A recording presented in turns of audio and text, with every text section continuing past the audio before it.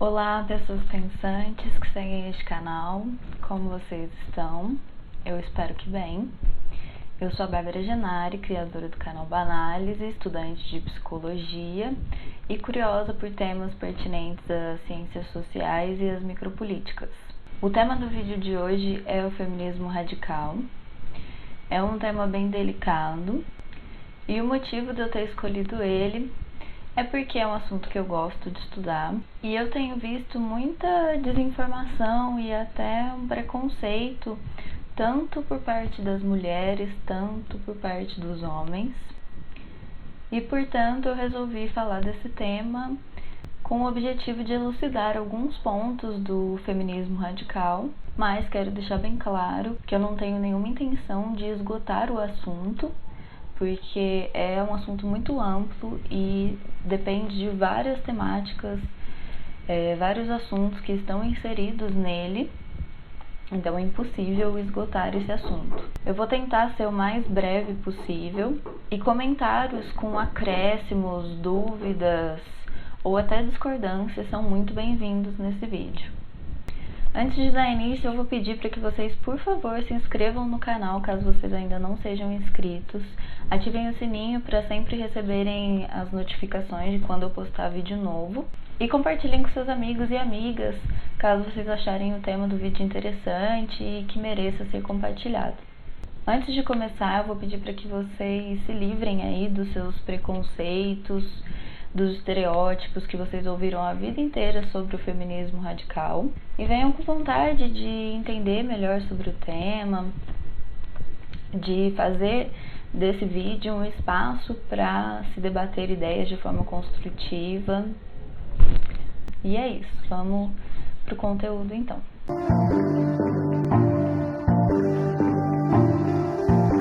Essa vertente do feminismo, o feminismo radical, ele é um pouco menos falado, menos conhecido e menos aceito até por mulheres e homens do que o feminismo liberal, que é o mais conhecido, né?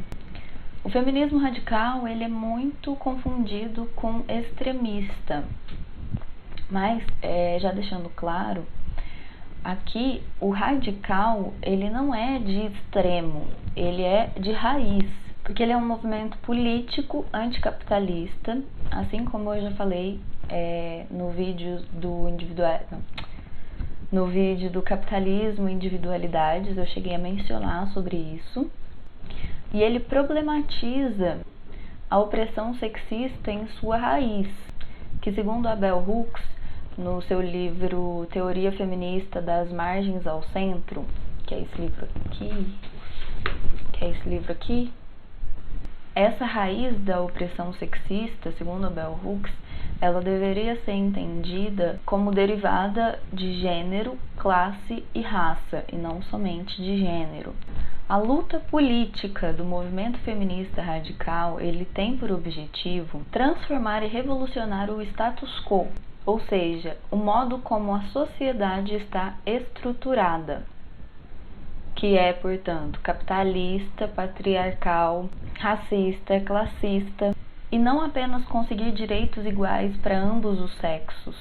Porque essa conquista de direitos que sejam mais igualitários, apesar deles sim fazerem diferença, sim serem benéficos, ele acaba sendo benéfico muitas vezes apenas para um certo grupo de mulheres, que normalmente seriam as brancas e de uma classe social mais privilegiada. Mas a conquista desses direitos não alteram as bases de estruturação da opressão. Tomando por base o mesmo livro, é necessário que o feminismo, como um movimento político e que visa ser revolucionário, ele lute pelo fim de todas as opressões, para que seja possível uma real libertação das mulheres do sexismo. Porque enquanto existir o racismo e o classismo, as conquistas de direitos das mulheres, eles vão continuar beneficiando somente uma parcela da população, que são essas mulheres brancas privilegiadas.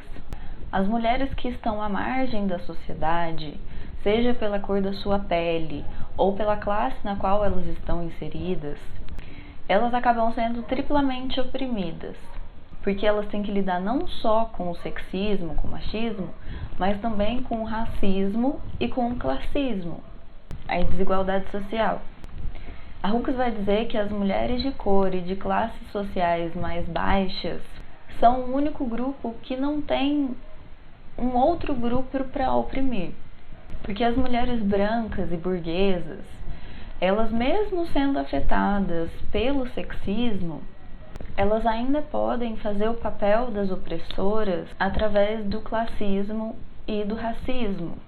Enquanto que os homens negros e de classes sociais mais baixas sofrem com o racismo e com o classismo, eles também podem fazer o papel de opressores com as mulheres, sendo sexistas. Então, o feminismo radical, ele entende que somente quebrando a roda do capitalismo e todas as formas de opressão que dele são derivadas, é que a gente vai alcançar a mudança no status quo que a gente quer.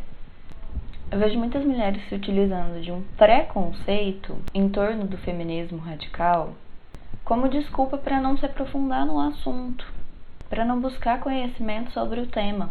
Eu já presenciei muitas feministas liberais se referindo às radifems como coisa de branca, elitista, academicista, ou então dizendo que a gente é transfóbica, fora que a gente também é comumente chamado de feminazi por muitos homens. Normalmente, muitas dessas pessoas fazem esse julgamento sem perceber que quando a gente abre a boca para falar, muitas delas tapam os ouvidos. Porque a escuta das pautas feministas radicais, elas exigem uma abertura para a reconstrução dos nossos pensamentos.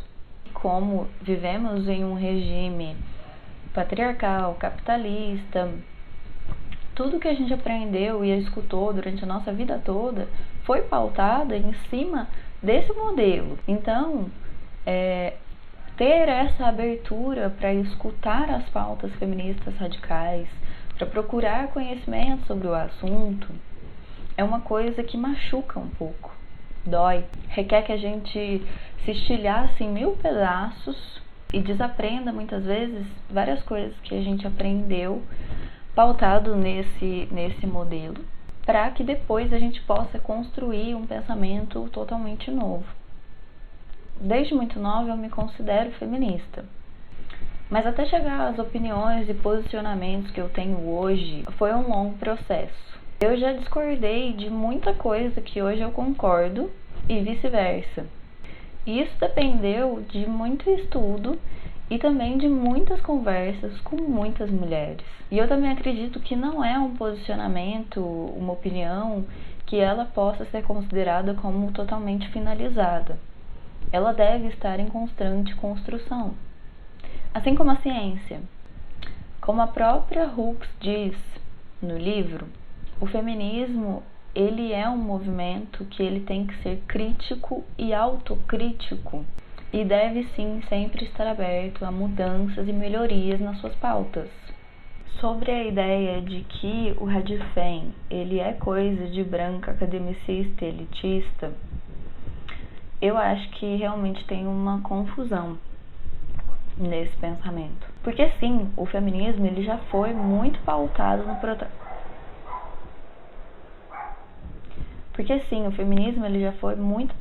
no protagonismo branco. Isso independente de ser liberal ou radical.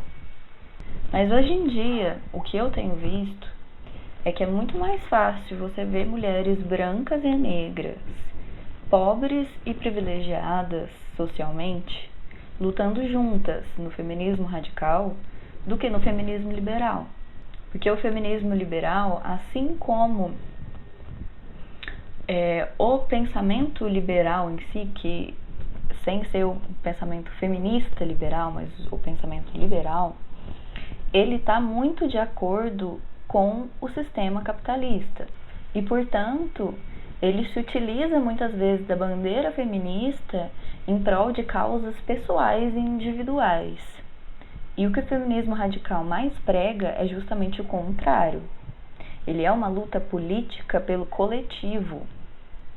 O feminismo liberal, ele não se preocupa tanto com o coletivo, porque para ele não é interessante que se mude a estrutura da sociedade, que se mude o status quo. Ele não é tão a favor do fim de todas as opressões, porque se todas as opressões acabarem, acabariam-se também os postos de opressores, que no caso são ocupados por homens héteros, cis, brancos e também por mulheres brancas e privilegiadas socialmente.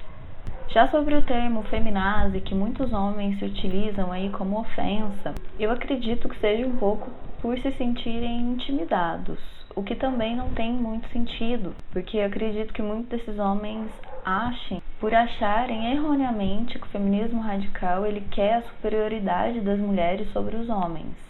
O que também é bem equivocado, porque o machismo ele causa dor e sofrimento aos homens também. E para uma revolução na estrutura da sociedade, nós precisamos e queremos homens lutando ao nosso lado. A gente aponta sim as opressões sexistas a qual os homens nos submetem. Mas se você for um cara bacana, que reconhece que por vezes ajuda a perpetuar o machismo, e se você estiver disposto a aprender e melhorar, não tem por que você se sentir intimidado. A nossa briga não é com você. Inclusive, a gente precisa de você. A gente precisa parar de colocar o homem como um inimigo. O feminismo radical ele não deveria ser disseminado como uma guerra aos sexos.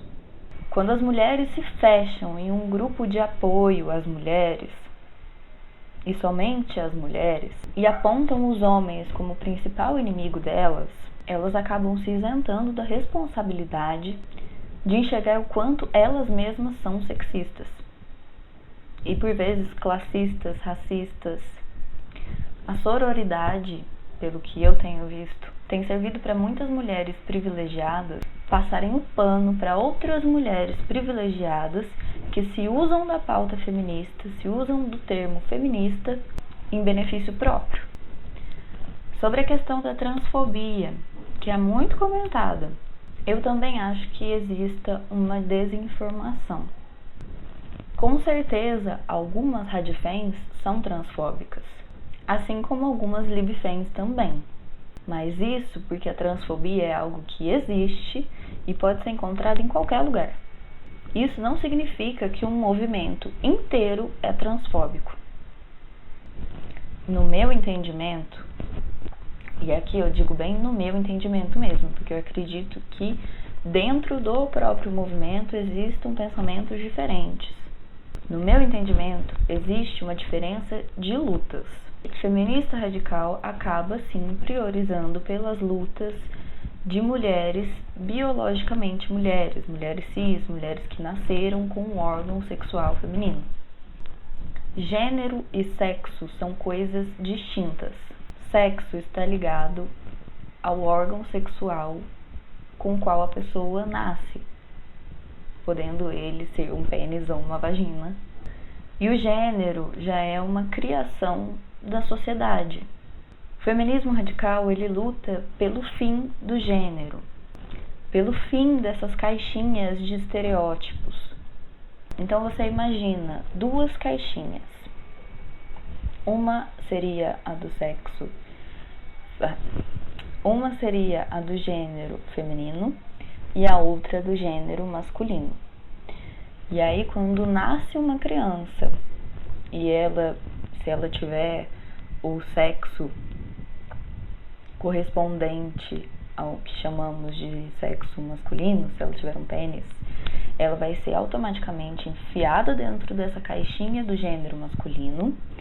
Então, automaticamente ela vai ser ensinada de que ele não pode chorar, ele não pode ter sentimentos, ele tem que pegar a maior quantidade de mulheres possíveis, ele não pode usar vestido, ele não pode usar rosa. E se você nasce mulher, eles vão te colocar automaticamente na caixinha do feminino, que você tem que ser feminina, você tem que usar maquiagem, com menos de 3 meses de idade você tem que furar a orelha.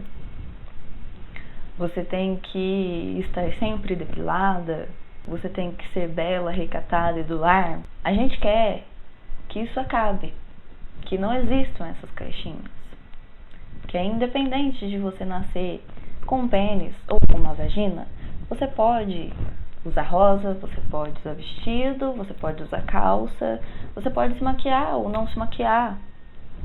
Então, quando a gente diz que as lutas de ativistas trans para a luta feminista são coisas diferentes, é porque são. Ativistas do movimento trans, elas não querem ser mortas pela transfobia. Elas querem ter o direito de serem chamadas pelo nome e pronome que elas escolheram. Querem poder fazer a troca de órgão sexual. As mulheres que nasceram mulheres que são cis, elas lutam para que as meninas não sejam sexualizadas desde muito novas e levadas a acreditar que para serem bonitas e aceitas elas precisam estar montadas em um salto e que também tenham um poder de escolha para decidir se elas querem ou não ser mães, que elas tenham acesso e direito a um aborto seguro. São coisas diferentes, entendem? Com certeza, uma luta pode ajudar a outra. Mas assim como eu, sendo branca, eu não posso ser porta-voz do movimento feminista negro, porque eu não sou negra.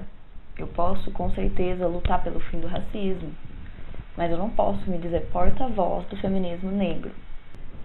Eu também não posso ser porta-voz do ativismo trans, porque eu não sou trans. Eu posso oferecer todo o meu apoio e solidariedade ao ativismo transexual, ao ativismo LGBTQIA+. Mas eu também não posso me considerar porta-voz desses movimentos. Então, ao meu ver, pelo menos as pessoas, as amizades que eu tenho, que também fazem parte do movimento feminista radical, a gente só espera que as ativistas trans também não queiram ser porta-vozes do feminismo simplesmente pelo fato de que até uma parte das suas vidas elas foram tratadas como homens, por elas não fazerem ideia de alguns assuntos que são pertinentes somente a quem já nasceu com um útero, quem já nasceu dentro de um sistema que oprime a mulher. Elas não têm noção de assuntos relacionados à maternidade, não têm noção de assuntos íntimos, de quem tem útero, de quem sangra uma vez por mês, de quem é feita como máquina para fazer filhos, como forma de perpetuar a desigualdade e beneficiar, assim, o sistema capitalista. No livro, a Bell Hooks ela também vai falar sobre como o Estado, o sistema, ele tem mais medo, ele é mais ameaçado por movimentos antirracistas do que por movimentos feministas liberais. Porque, como eu já disse antes, o movimento feminista liberal, ele não está interessado em mexer no status quo, em revolucionar a estrutura da sociedade. Então, ele pouco incomoda o Estado e o sistema. O mesmo acontece em relação ao movimento feminista trans. Porque o que prejudica mais o Estado? Homens querendo fazer mudança de sexo ou mulheres querendo abortar? É mais fácil um homem cis, hétero, apoiar o ativismo trans do que apoiar o movimento feminista radical. Porque assim, o grupo que ele pode oprimir aumenta, ao passo que o feminismo radical quer erradicar toda e qualquer opressão. Portanto, ele perderia o espaço de opressor. Assim como é mais fácil as mulheres brancas e privilegiadas socialmente aceitarem o movimento feminista liberal que o radical. Porque o feminismo liberal, ele pouco se importa com a questão racial e de classe. Porque assim ele não vai contra o sistema capitalista. E dessa forma, essas mulheres brancas e privilegiadas socialmente que apoiam o feminismo liberal, elas continuam sendo beneficiadas pelo racismo e pelo classismo. Elas continuam na sua posição de opressoras. Bom, gente, para concluir, eu queria dizer que é muito importante a gente parar de competir entre a gente. Eu tenho visto muitas feministas discutindo entre si de forma hostil, como forma de competir para ver quem tem a melhor opinião, para ver quem é mais fada sensata, quem é mais detentora do saber feminista. Isso tudo também é uma forma de rivalidade feminina. Também queria dizer que antes da gente meter o pau em algum movimento ou em alguma pessoa ou em alguma opinião que seja, é muito bom que a gente procure se aprofundar naquilo antes, procure entender melhor aquilo antes, procure se desfazer dos preconceitos que ensinaram pra gente. Porque quando a gente faz isso, de julgar o movimento, de tapar os ouvidos para não ouvir o que ele tem a dizer, quais são as pautas dele, a gente perde a oportunidade de aprender, de crescer, de fazer melhorias, inclusive que podem ser muito necessárias para o movimento feminista. Bom, gente, acho que é isso. Eu não vou nem dizer que eu falei tudo que eu queria falar, porque realmente não tem como. Se eu fosse falar mais coisas do que eu já falei, esse vídeo ia ficar enorme. Mas quem sabe talvez um segundo vídeo. Então eu peço que vocês deixem aí comentários de acréscimo, discordância, perguntas. Vamos fazer desse vídeo aí um espaço para debater ideias de forma construtiva e nada hostil, por favor. Um beijo, muito obrigada. Até a semana que vem. Semana que vem eu vejo vocês no quadro de indicações. Um beijo.